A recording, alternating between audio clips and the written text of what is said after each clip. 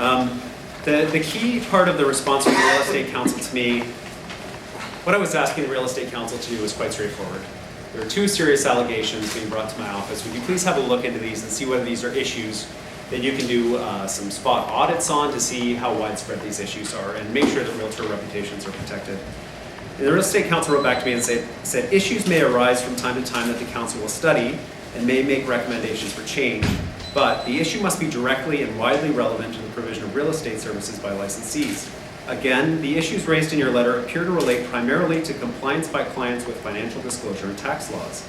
And to the extent they relate to licensee conduct, no specifics have been provided that would suggest your informant's concerns are warranted.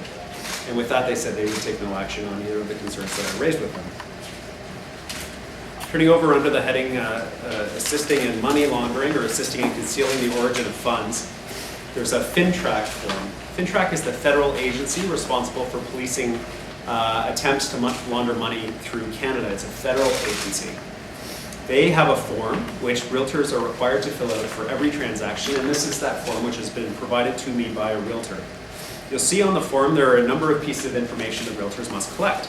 The name of the buyer, the address of the buyer, the business or occupation of the buyer, the birthday, the ID source and number, and the place of issue of the ID.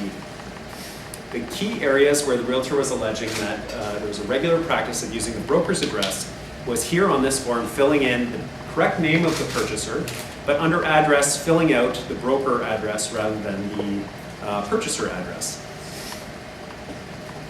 You'll see in the finer print underneath where realtors are expected to fill in that information, there are categories of low, medium, and high risk.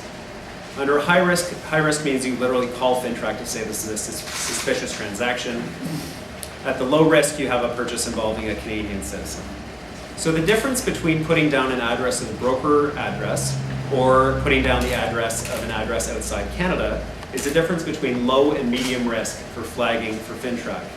You'll see that the second bullet point for client risk medium is foreign citizen or foreign resident that does not operate in a high-risk country. So assuming that your client is a foreign citizen but not operating in a high-risk country, I don't know which countries are on that high-risk country list.